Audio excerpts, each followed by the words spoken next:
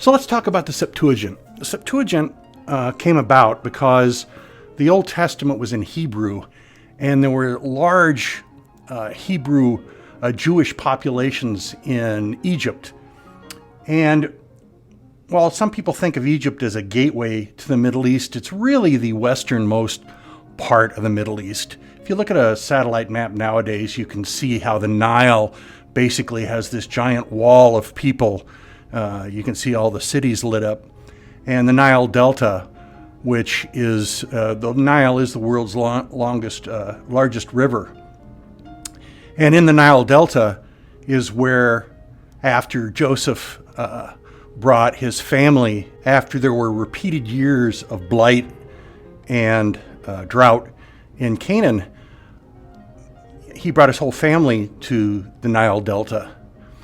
And after he died, they became a very successful society within Egyptian society. And then after some of them followed Moses, supposedly, to the Promised Land.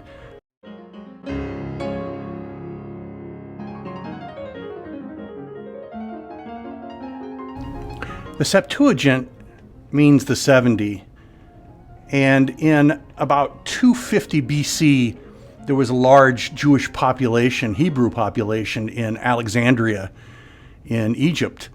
And Ptolemy II brought 72 Hebrew scribes in from Israel, Palestine, to translate the Hebrew into Greek. And they did it in 70 days. So Septuagint means 70. And these scribes were given great gifts afterward. And then began the debate of what was translated Hebrew to Greek. And to this day, changes and meanings are different. One that stands out is when it's talked about in Isaiah that a virgin will give birth to the Savior. What actually it was a maiden will give birth, but that was changed to virgin.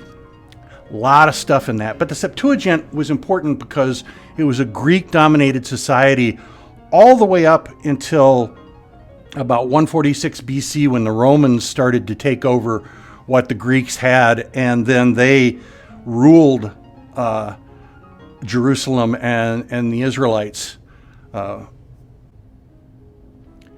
Finally, the Roman general Pompey